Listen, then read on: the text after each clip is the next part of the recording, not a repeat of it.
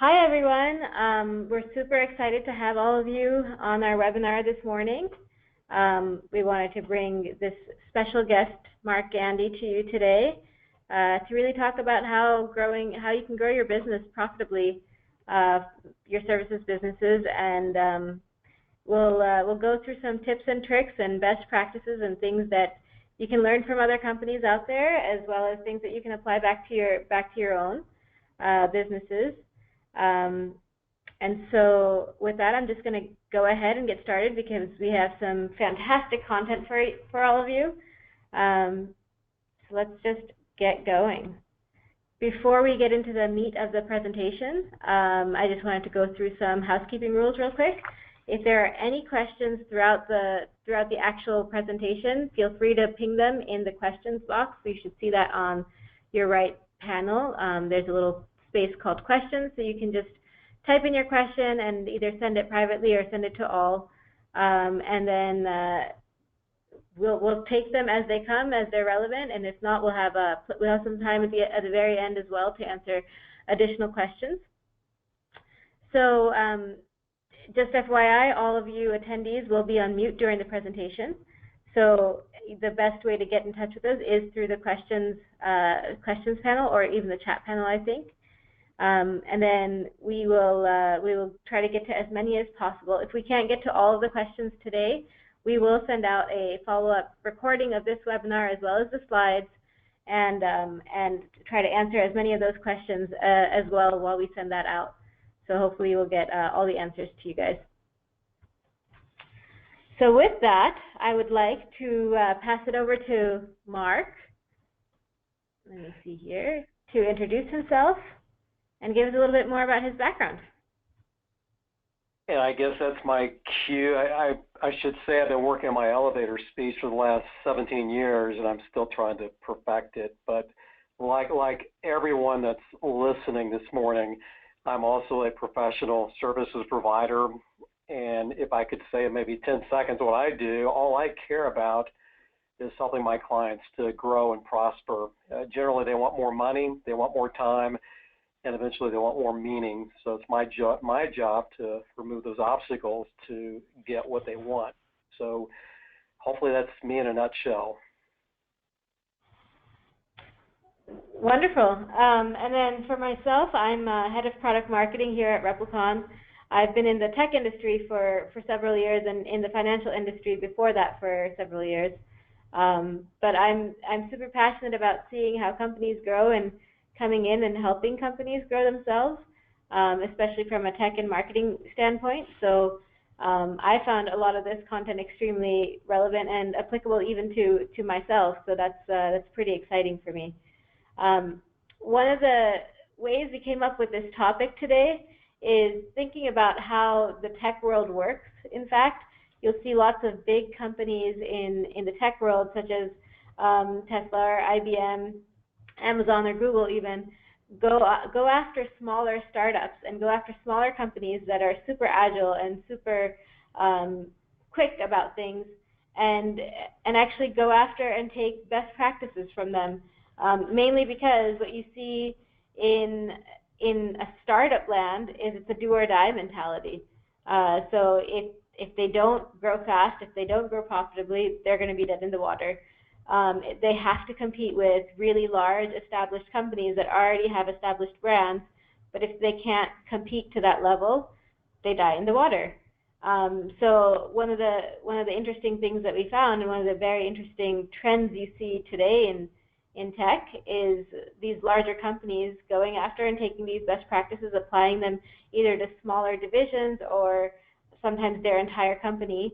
If you think about the agile development methodology, started in in a very small division in Toyota, and then got brought up, and now pretty much every tech company thinks and talks agile from a development process.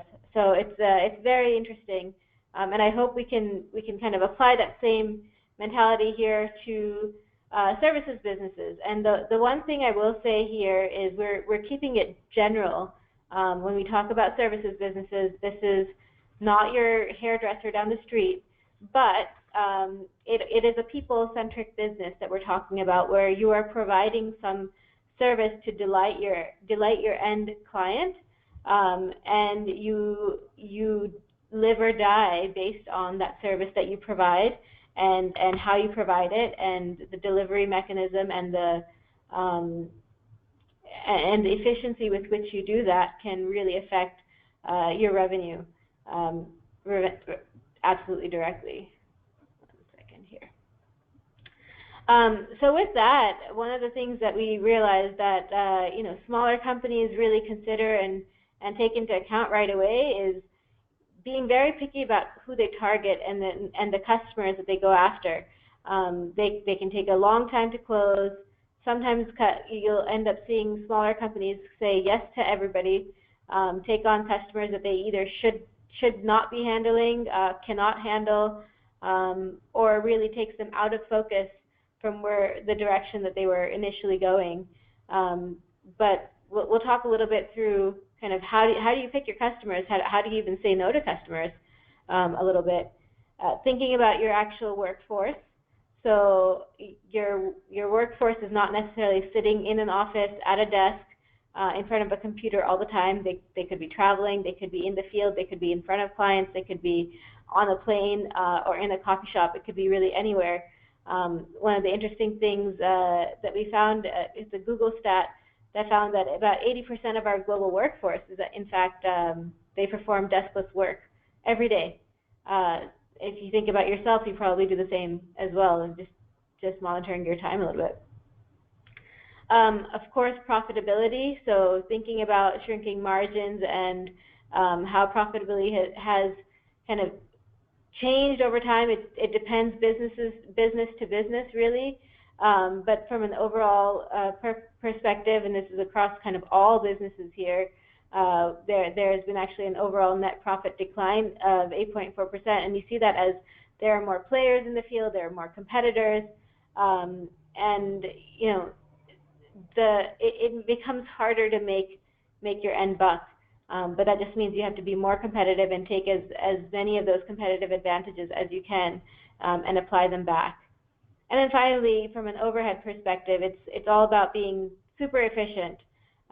So we run into customers as a software company all the time that are craving efficiency and craving productivity, and really just getting their processes straight helps them reduce that overhead, that administrative overhead, and can really affect that bottom line very starkly, just because of some time saved. So it's pretty interesting, and this is the time to kind of apply those practices. As you can see here, workplace productivity is at a 250-year low. That's pretty stark. When we think about how fast our world moves today, we think everything is moving faster, but that also means the standards have gone up. So that's something to consider as well. And so with that, I actually want to turn it over to Mark and get his insights on some of this as well, as we kind of jump in and talk about the actual growth of companies. Yeah, these are great comments, Benita. When you posed that question to me, I thought of four things, and we can learn a lot from startups, but yeah, there are some things startups do have to consider, and that's cash. We can have all the greatest, we can have the most, we can have the greatest KPI dashboard, we can have all the metrics, we could have everything nailed down, but at the end of the day, startups have to worry about, cash. Can I make payroll next week? Yeah, I need to hire, that new project manager. I need that person, next month to be coming on board, but can I afford them? So, cash that's the main thing for startups. You would think that startups have no issues with being unique. Well, if they're getting into a Me Too type business, being unique is something also that's very, very important. We're going to talk about a little bit later. Traction to me is all about, getting that marketing message matched up with the marketplace, matched up with the supply that you deliver. So sometimes that is really ugly and messy. So again, that's also another consideration for startups. And if you can flip to the next slide, Benita, I got one more consideration, and that one being B players. Yeah, here we go, B players. If you've read or skimmed through top grading, and by the way, if you're in the professional services firm, and I hope I'm not being condescending whatsoever, God forbid. So if you have read it, great. But if not, be reading up on top grading, and you'll hear the term A player, A player. Well, in startups, we don't have the money. Startups don't necessarily have the money to hire A players. They're going to Google. They're going to other bigger firms. Maybe you're a small consulting firm, a boutique consulting firm, and you're dealing with people wanting to go to McKinsey or BCG instead. So startups need to get really, really, really good at hiring B players who can be coached into A players. So those are my additional four considerations. And I bet, Benita, there's a couple of people nodding their heads like, no, wait a minute, those are considerations for my firm too. So anyway, good points. Yeah, absolutely. And I mean, these are all very practical, very critical items that you have to consider as a company, as you kind of build your company, as you grow your company. And I think it applies again back to much larger companies. When you think about talent management, when you think about the bottom line, and it's not just about your top line, it's also about your bottom line. It's also about the cash and the resources that you have. And then the messaging and differentiation from the traction and unique perspective is totally spot on. It's something, I mean, we face as a company every day for sure. So the last thing I wanted to say is one of the things we see in startups and what they're doing really well is those four things that you mentioned, but as you also kind of alluded to earlier, making sure you have the right metrics to measure, making sure that you're looking back, analyzing and adjusting them, and that you're going fast. So you're spending fast, but you're being very pragmatic about it. Whether you're succeeding or you're failing, you move past the success pretty fast, and you move past the failure really fast, as long as you're continuing to learn from it. And as you mentioned, a lot of this is not necessarily put into a dashboard or in a process, but it can be something that as a small 3-person organization, you just know. You just have it in the back of your head as soon as you walk into the office or have slept there and you wake up in the office. You never know. So it's just something that is pretty inherent, but becomes very required to kind of keep watch over as you kind of move on. So with that, I want to pass it back over to you. I know you had a couple more thoughts around this. Well, yeah, what startups do really well, it took me all of maybe 2 minutes to give my opinion. And by the way, I'm standing on the shoulders of a great startup teacher himself. But the B word, and I asked Benita at the outset, do you know what the B word is? So the B word is bureaucracy. And so just in my humble opinion, and if you've ever read Steve Blank, I know most of you probably read the Lean Startup. And when I read the Lean Startup by Eric Ries, I'm thinking, this is Steve Blank. This is Steve Blank. And it turned out that he was one of the investors and one of the coaches and mentors to Eric. And so Steve Blank is really what I call the father of customer client development.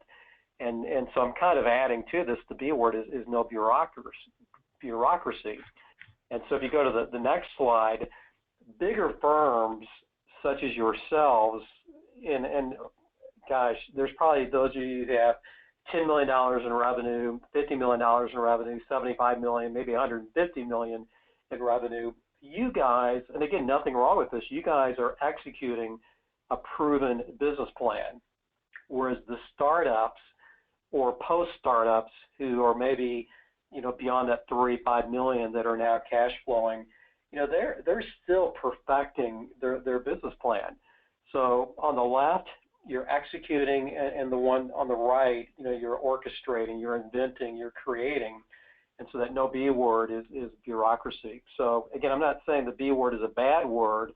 I'm just saying the people on the right aren't entangled. They're not enslaved by, doing what the bigger companies are doing. It's hard sometimes for a big company to pivot and do something brand new. I'm not saying that's an absolute, but again, that's one of the benefits of being a smaller startup-like company.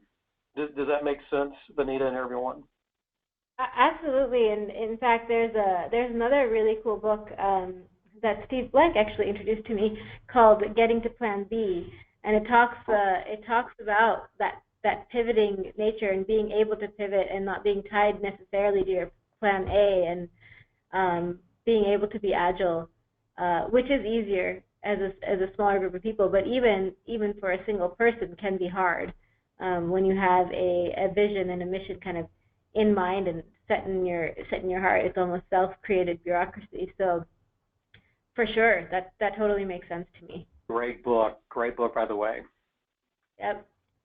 So kind of getting into this conversation that you and I had, Mark, we talked a lot about what can services businesses take back and optimize on, and we tried to distill it into a couple of different points. We talked a bit about the details that you see here, kind of benchmarks and pricing and finding the right customers. We tried to kind of bring that out and summarize that into three categories. One is around that plan for profitability, delivering on your plan, so thinking about those great products and services that you're putting out, the communication back to your clients and your customers, and honestly, great project management throughout the entire process, and getting into that process, making sure that you're actually operationally excellent, and thinking about, we've talked about agility this whole time so far, but thinking about agility, also the metrics that you're using to track that agility and optimize it continuously, and the culture that you set in order to continuously improve yourselves. So what we want to do is kind of go through these three topic areas over the next 25, 30 minutes before we open it up for more questions, and really get into the details around some of this. And there's some fantastic insights that Mark and I talked through when I had chatted with him. So I'm really looking forward to sharing those with all of you. So if we kind of open it up to this first topic around planning for profitability, as Mark mentioned earlier, everybody thinks about cash. How am I going to make sure I have enough cash and I don't run out? As a services company, I think about profitability. How do I make more? How do I plan for making more? And really understanding what actually affects your bottom line can help you optimize on that profitability concept. And the couple of things that we talked about here is really having that granular information definitely matters. So being able to drill down to a very, very small level actually allows you to see where you're losing money, where you're making money. You might have a net number that's positive, but that might be made of a positive number and a negative number. Well, guess what? If you can reduce that negative number, your positive number goes up. So being able to drill down into the details definitely matters. We talked a little bit about choosing your customers, and so choosing your clients wisely and actually letting customers go or firing your customers, if you will, if needed, because they're taking you off focus or they're costing you more than you should be spending on them. So not only the customer acquisition cost, but also their lifetime cost, and what does it mean to you to keep them as a customer. Of course, pricing comes into this, so making sure that you're not underpriced or even overpriced. So making sure that you're rightly priced, as well as offering the right discounts in the right places, and ensuring that you're not undercutting your own value, but ensuring that you're getting the right value out of it. Cutting overheads, as we mentioned before, so managing those overheads and margins, and that kind of goes back to that granular information. So if you can drill down deeper and deeper into a granular level, you can see where those overheads are coming from necessarily, and cut those overheads very specifically. And then finally, using historical information, so kind of looking backwards and being able to see the trends for what has happened so far, and set the target for your future. So based on your past performance, what are the benchmarks that you should be setting or you should be reaching? Based on your past data, are there things that you could have done differently to achieve different benchmarks or to achieve different performance goals? And really being data-driven about some of that. And as I mentioned, it's easy sometimes in very small companies in 3-person groups to just have this in the back of your head, but especially as you grow larger, that becomes tribal knowledge. So how do you get that out, and how do you get that into like everybody's minds? So with that, I'm going to pass it back to Mark here, and I know you had some very unique insights around this, especially around even measuring margins by project manager, for example. So take it away. One insight that I do have is that no one knows me from Adam. No one. But you do know this, the guy that's talking is a CFO, and you would probably surmise that this guy likes numbers, knows numbers. Oh, by the way, his slides have baseball stuff in the background, so yeah, he's probably a numbers-driven person. But if you really want to get me excited about some of the clients, businesses I work with, I get stoked when I start thinking about some of the services that they provide. You know, I dropped the name earlier, Steve Blank, so I want to give credit where credit's due, but if anyone read Joe Pine's book a number of years ago, The Experience Economy, this slide is really geared or inspired by his great writing, and I love listening to him. But maybe one of the homework assignments when you all, whether it's today, over the weekend, if you've got an off-site, maybe be thinking through what kind of a service do you actually provide? Is it just a basic Me Too service? And by the way, we need those businesses. But is it a basic service you provide, or is it something that's a little bit more unique, or is it transformational? So my new clients, I'll even ask them, you know, if Disney were running your business for a day, what would your business look like? And I get some interesting, those can sometimes be 1 to 2 hour conversations. So the line down below, the low margin, lower cash flow, that's not necessarily an absolute. I mean, if you've got the Walmart thing going on where you've got lots of volume at a low margin, you can make a lot of cash. You can make a lot of coin there. But I'm just using this just as a concept. This is conceptual. But I really think the more transformational service that you provide, probably going to be more higher margin, more higher cash flow. And by the way, you think your staff, you think you can attract staffing better toward the business on the right or on the left? So more of a rhetorical question. Keeping this in mind, so try to keep this image in your head. Let's go to the next. Let's go to the next slide. This is really cool. And while you are flipping to it, Vanita, there's a band leader, and I was asking Vanita and her team, is anyone from Chicago? And so if any one of you are from Chicago, you might recognize the name Ken Arlen.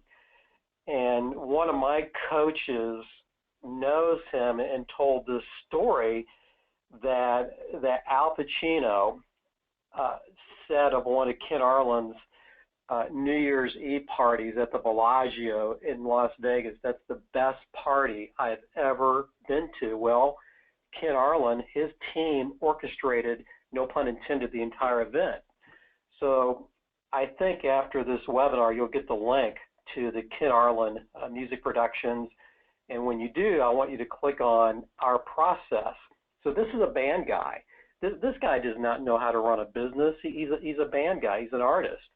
So he ran into a coach who taught him how to take his Me Too band business and turn it into something that's completely unique, completely transformational. So he's even got stage 1, stage 2, stage 3, stage 4, stage 5, from how he goes about onboarding to delivering this just incredible event.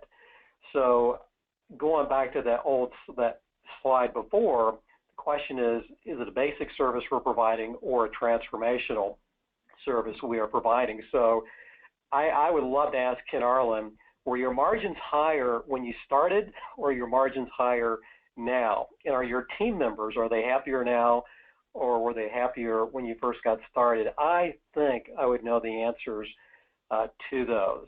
So I'm going to take a quick sip of water before we go to the next slide. Benita, did you have any comments? Is this resonating? Does this make sense? Oh, absolutely. And I mean, it's really thinking through that experience that you're providing, right? So he's thinking about his end customer, his end attendee, and he's trying to provide that ultimate experience of transformation, and not just volume, not just get as many people in the door, but how can you give them something they won't forget, give them something they'll come back to because they loved it so much, and repeat and keep going with. And I know the next couple of slides you're going to talk a little bit about the basics. Yeah. But this is something you all should keep in the back of your head. Is it's not just numbers, it's not just the basics, but it's also that ultimate experience that you're providing. So I think that's an absolutely amazing point. And if I could just say one more thing, Benita, about this, and that's the problem with bureaucracy. Again, the B word is not a bad word, but with bureaucracy, we are consistently executing the plan, and sometimes we just need to step back and say, is this the plan we're excited about, even if it's generating cash? So some of these next slides, I can go as fast or as slow. I want to be sensitive to the time.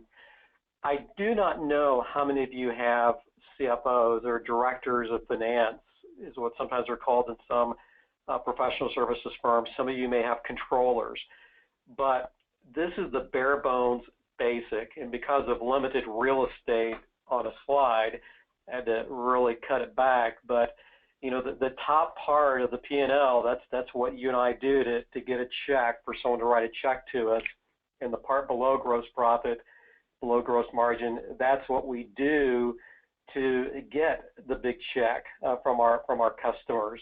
So I would make sure, number one, make sure your accounting manager, make sure your controller and your CFO is providing at least what I call the 10-second P&L, where you can look at it and just get it really, really, really quickly.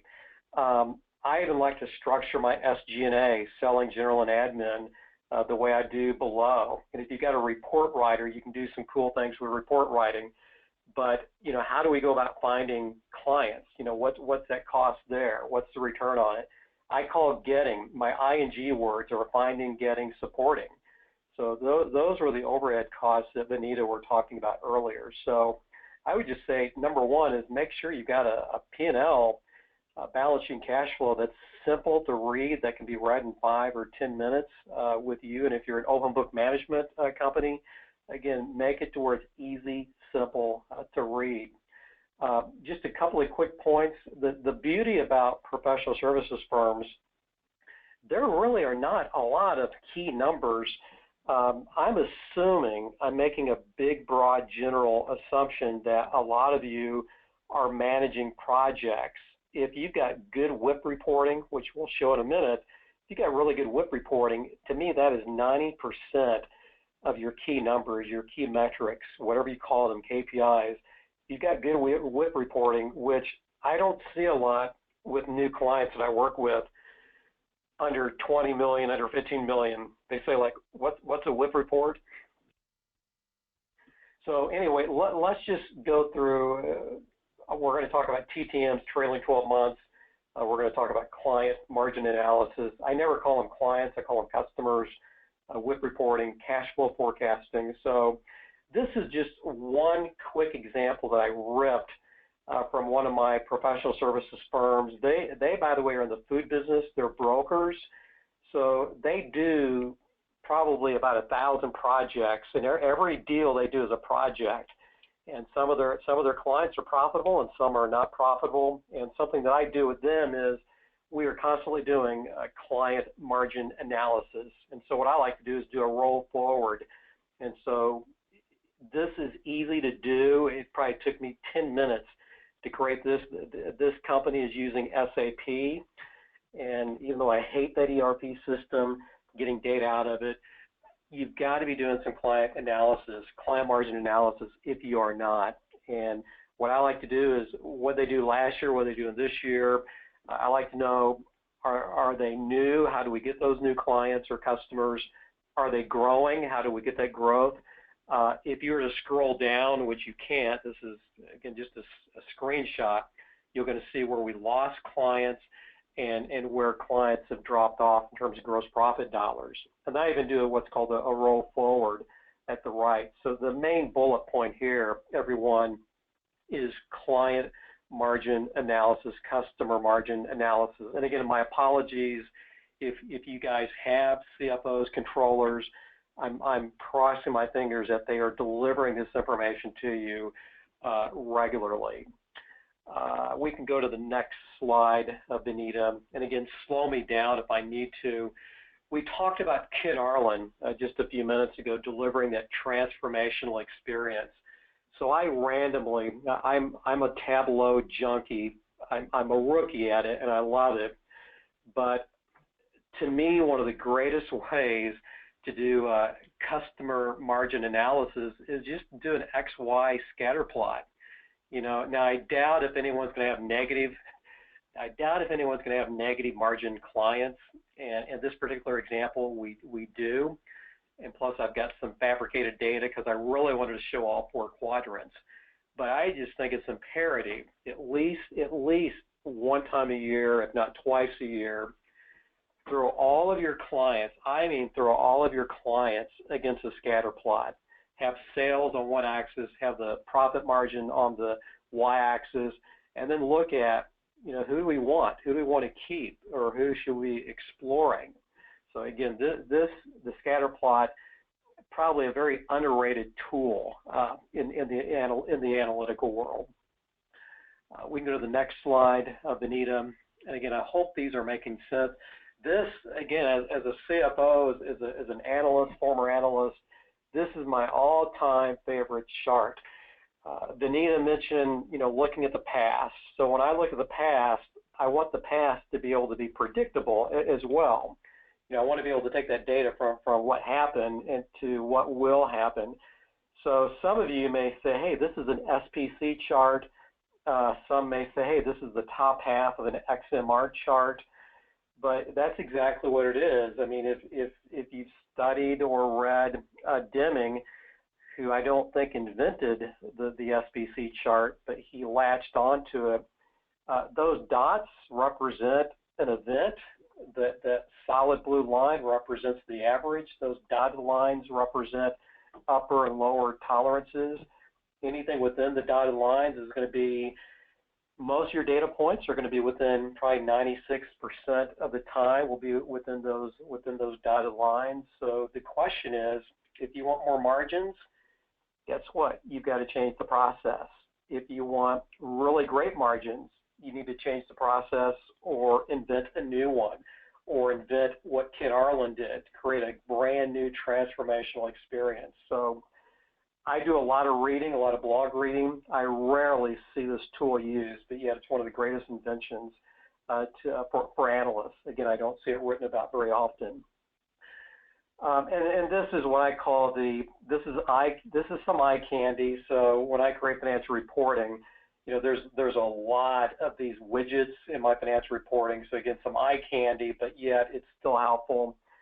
If you're blessed to have a controller on your team, or a CFO on your team, or an accounting manager on your team, these are aggregated numbers. You want your analyst, your CFO, controller to be able to disaggregate the numbers. So if you can get the gross margins historically drilled down by client, or by product or service or some other way of segregating that data, you want to do so. But this is highly aggregated. Again, a little bit of eye candy, but yet in some reporting I see for smaller businesses, this is completely missing. What else do we have? I like the way you're steering. You're a great pilot, Vanita. This is my biggest pet peeve. I'm going to assume 90% of you listening this morning have ERP systems that have some type of job costing built into them. But in my world, I'm even talking up to $25 million, It's like, what's a WIP report? And I'm thinking, you've got to be kidding. So the top part of the WIP report, and by the way, I've completely streamlined this, and the top part is what should happen, what should be happening or should happen. So we've got 5 projects with gross margins ranging from the low 30s all the way up to 42%. And then the in process is just that. What are my costs to date?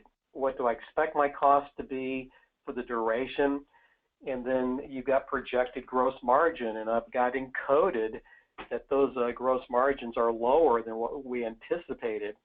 What if all of you, every morning when you got to the office, you had a list of all of your projects that are up to date, I mean up to the second.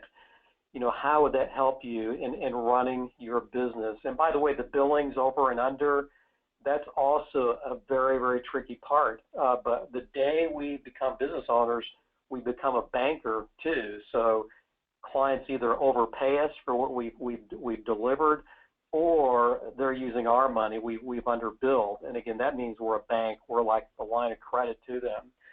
Very simple concept that I can teach. And by the way, we could probably spend hours on this. But again, this is one of my big pet peeves. And again, I do a lot of blog reading. I don't see a lot of comments about WIP reporting for professional services firms, and that's a big shame. And again, I apologize if I'm flying through these. I'm trying to be respectful of time. Do I have one more up? That was it. So, Vanita, questions, comments? Is this helpful? No. So that was a perfect transition into this little story that I had of a customer of ours, Logic Healthcare.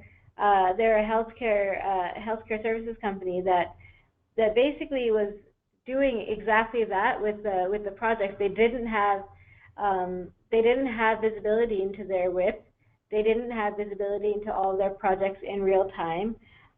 We were able to provide that to them, and really what they got from there is deep granular information around both the time they were spending, the expenses and the costs that they had against each of those projects as well, against clients. And it ultimately led to massive administrative overheads they didn't realize they were having. It showed up from a number standpoint in errors in client bills. So what they ended up finding was that they were billing clients, and they had to go back and do adjustments, and then they would get information after the fact and kind of have to go back to the client, work their way back, and it almost became a reputational thing. So really having that lack of visibility led to a whole lot of different issues, including poor resource allocation, including not having day-to-day information and not being that banker, right? So what they were able to do is put in place that visibility that they needed, look at what people were spending, what people were doing, what is actually happening on each of my projects against each of my clients, taking that and taking it to the higher level and saying, okay, what does this mean? How are we aligning these to our core business objectives? And how is this affecting our billing, and how is this affecting our billing accuracy and time to bill as well? So overall, it was fantastic. They were able to reduce their administrative overhead by almost 75%, over 75%, I think it was actually, and their billing accuracy improved tremendously. So they increased that by more than 25%, and really continuously had the 30 to 90 day visibility into all of their consultants, who was available, who was not, which allowed them to go back and improve on both that resource allocation piece, but as well as what's in progress, what projects do we take on, who do we put against them, and should we take them on from a timing perspective. So kind of going back to some of those same points that you had. So I'm just going to keep it going, actually. So as we move on to the next slide here, I want to get into this concept of delivery, and really delivering on those plans, delivering on what you say you're going to do. And we've talked a bit about having the right products and the right services to match your client needs, really knowing what they want and what they need, and addressing that. So knowing both your strengths and weaknesses, as well as what your customers actually need out of it. What's also super important is that entire workflow. So when you acquire a client, when you hand it into your project management team, when you're working through it, and then finally when you finish the project and you hand it off back to the client, essentially, what is that communication? What is that workflow? What does that look like as you're kind of going through that entire process? That definitely affects delivery. Again, this goes back to your B players and coaching them up. How do you coach people to become those excellent project managers? Do you know who your best people are? Are they the best deliverers? Are they the best communicators? What is it that makes them great? So knowing who your best resources are and how you can coach others to be either more like them or more complementary to them in order to create the right team.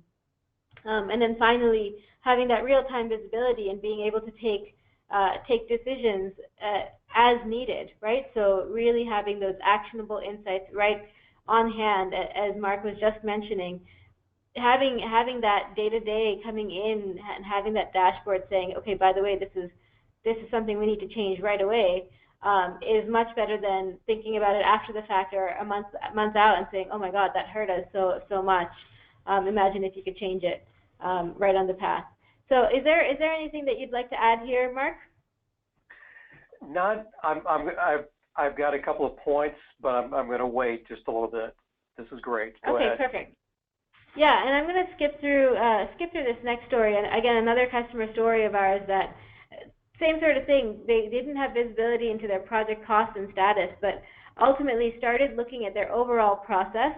And they used to do just project management very instinctively versus thinking about it as a process and thinking about it from acquisition through delivery.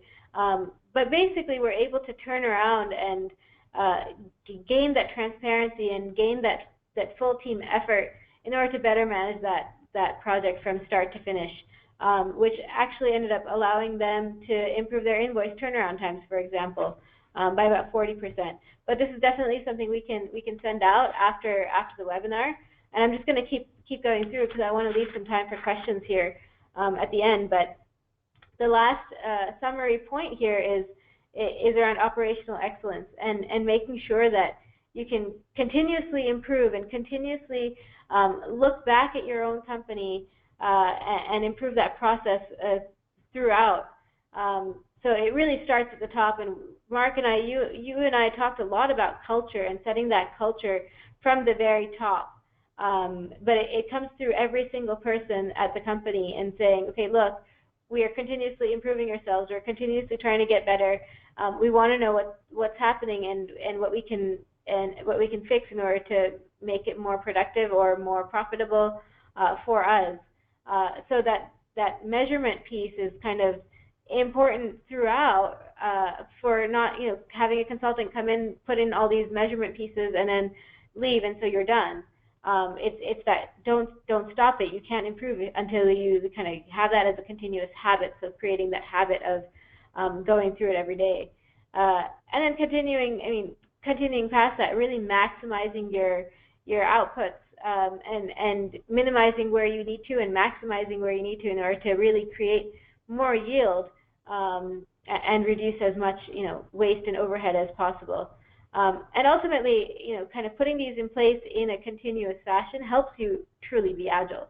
So really being able to move fast and succeed and iterate back by learning from your mistakes really helps that continuous improvement cycle. So I know some of the things that we talked about is this culture of measurement.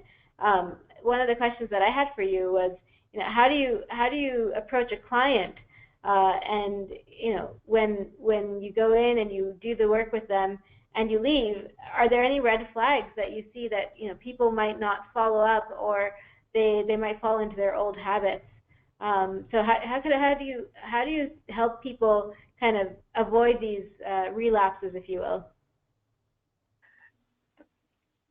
That's a hard question. But can we go to the next slide, because part of my answer will be in the next slide. Sure, I'll skip over this next one, so then we'll get to this one. I think this is going to be a very big impact. This ties into operational excellence. So to answer your question, which is a good one, I think I should get maybe a lifeline on this one. But if I were just sitting and listening to the CEO or that middle level manager who may be frustrated, sometimes it's not just the numbers. It's not just the numbers. To me, these four boxes, which are a little bit cryptic. To me, these are kind of the secret sauce of what's going on backstage. So the AAR, we'll just go to the very, very end. I would ask the question after every project, are you doing a post-mortem? Are you doing some type of a post-mortem? So that post-mortem would be something like, what was supposed to have happened? What did happen? What did we learn? What will we do differently next time? And by the way, I'm kind of plagiarizing Gordon Sullivan, who wrote the book Hope Is Not a Method, one of the greatest books, and he talks about the after-action review. So part of my answer to you, Benita, would be where we've got some issues, where we got some potholes. What, as a team, what are we doing? What are we doing looking back to see what did not work?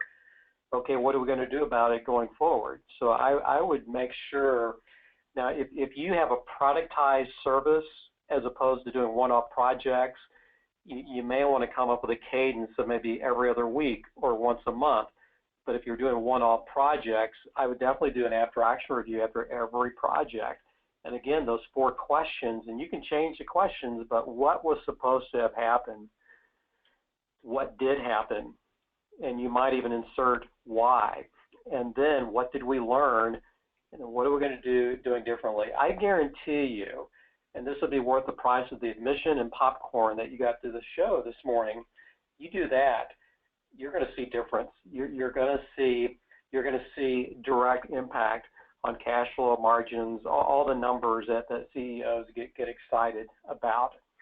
I would also make sure that we've got some right fit going on.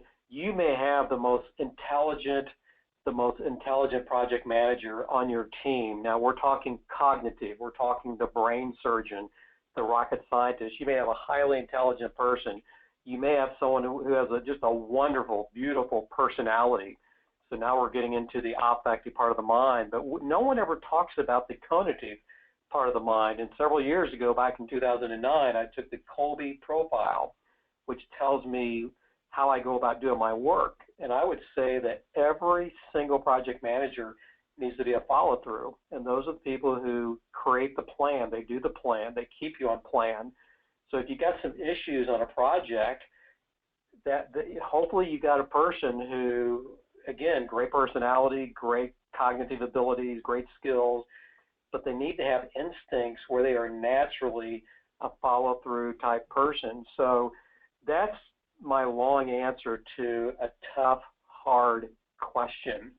Does that help, or am I still being ambiguous?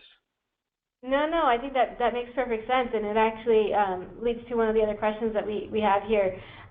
Just before I jump into that, though, reminder to all of you, we're getting into our Q&A portion right now, so there is that questions panel on the right control panel. So if you have any questions, please send them through there, and we'll try to get to all of them. Make them easy. But one of the questions. Yep, thank you. So if one of the questions that we just got that's pretty relevant to this exact topic is how do you know when something's a people problem versus a technical problem? So what I mean by that is uh, when do you know it's a resource issue that you have to change around how people are behaving or how people are working or how you've kind of allocated them or deployed them, if you will, versus a process or tools a problem where you don't have the right tools or you don't have the right process necessarily in place. So what are kind of the flags that you look for something like that? Oh God, I said no hard questions. Well, I'm going. First of all, I have zero creativity. Everything I know is either what I've experienced or read from others. And so again, it was Deming. I don't know the exact quote, but Deming said that 85+% of the time your issues are typically process driven. Now we live in an information society filled with intellectual capital. So our greatest asset in our professional services firms are not the hard assets. It's the social capital that leaves the door every night when they walk out the door or leave their virtual office. So having said that, I would ask the question, if someone else was doing this process, would they have the same issues? Would a third person, if the person asking replicated this process, would it be broken? Would the client have a problem with it? So I would venture to say start with the process first, see if it can be improved upon. And of course, when I do processes, I'm always thinking in terms of the client, especially if it's a front stage, on-field type activity. And then if you feel like the process is pristine, then yeah, it's probably a people issue. Something tells me your gut usually knows if it's a people issue versus a process. Help me out there. Help me out, Benita. That's a great answer actually, and no, that makes total sense. I love the point about replace the people, see what happens. Replace the tools, see what happens. It's that iterate and find out if you can succeed or fail fast, right? So I think that's spot on.